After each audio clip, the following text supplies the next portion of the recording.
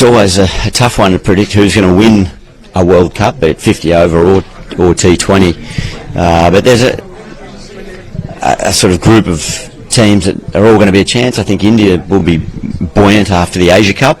I mean, that was a dominant performance there in that final, and obviously getting the better of the fierce rivals of Pakistan. And so I think India and Pakistan could feature in the semi-finals. I think Australia and England, another two teams that Australia will learn a lot from their efforts in South Africa.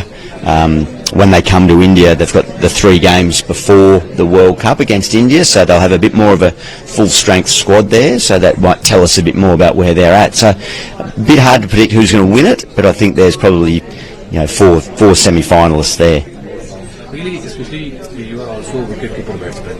Now Indian team has 2 young wicket-keeper batsmen, KL Rahul and Ishan Kishan. So what you tell about 2 Indian wicket-keeper batsmen?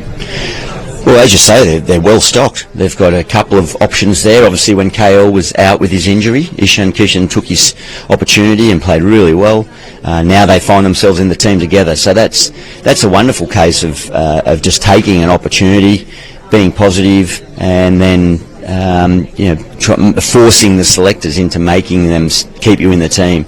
It seems like KL's going to be the one that continues with the gloves, but it doesn't seem to hinder Ishan Kishan's batting. He seems to play really well, carefree, attacking, dangerous.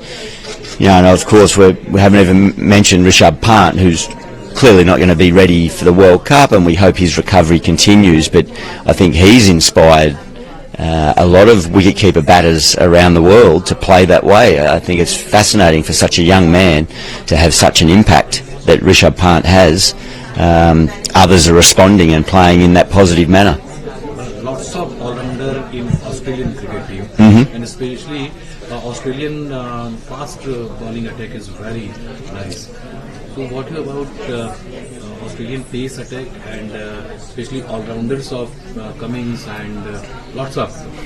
Yeah, they're quite an experienced lineup, the Australian team. When they've got their best 11 on the park, they're all quite experienced, or the majority are, particularly the bowlers. Josh Hazlewood is the #1 ranked bowler, but he's a guy that has really had to change his craft in white ball cricket, and he's done that really well in the last 3 years.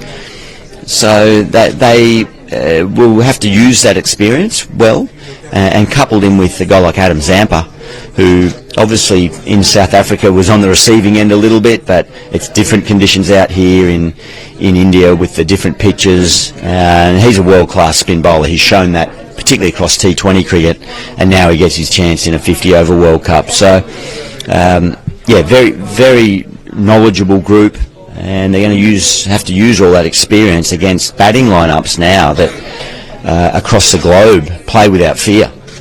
So that's the challenge for all the bowlers, is to learn how to take on aggressive batting lineups.